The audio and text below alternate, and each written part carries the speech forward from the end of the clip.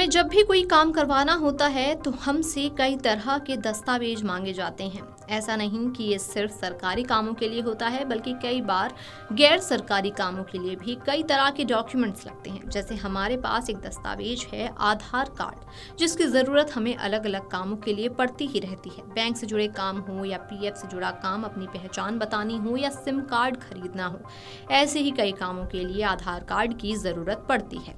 पर इन सब के बीच कई बार आधार में कोई गलती होती है जिसे ठीक करवाना होता है, या किसी को अपना एड्रेस बदलवाना होता है, या किसी को अपने आधार कार्ड से नया मोबाइल नंबर लिंक करवाना होता है। ऐसे में उन्हें आधार सेवा केंद्र जाना होता है, जिसका अपॉइंटमेंट आप घर बैठे भी ले सकते हैं।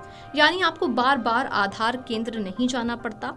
तो चलिए अपने इस वीडियो में हम आपको बताते हैं कि नजदीकी आधार सेवा केंद्र पर आप अपॉइंटमेंट घर बैठे कैसे ले सकते हैं। सबसे पहले आपको कुछ बातों का ध्यान रखना बेहद जरूरी है। अगर आपको भी आधार से जुड़ा कोई काम है तो इसके लिए आपको अपने नजदीकी आधार सेवा केंद्र पर जाना होता है। इसके लिए आपको पहले अपॉइंटमेंट लेनी होती है और जिस दिन की अपॉइंटमेंट मिलती है उसी दिन आपको केंद्र पर जाना होता है।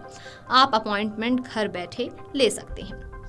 अब अपॉइंटमेंट लेने का तरीका क्या है, चलिए आपको बताते हैं। सबसे पहला स्टेप है आधार केंद्र के लिए अपॉइंटमेंट लेने के लिए आपको सबसे पहले UIDAI के आधिकारिक लिंक पर जाना होता है, जो कि आपके स्क्रीन पर आप देख सकते हैं। यहाँ पर आपको दो ऑप्शन दिखेंगे, जिसमें पहला है book an appointment at UIDAI run Aadhaar Seva Kendra. दूसरा स्टेप है कि दूसरा ऑप्शन आपको दिखेगा book an appointment at registrar run Aadhaar Seva केंद्र।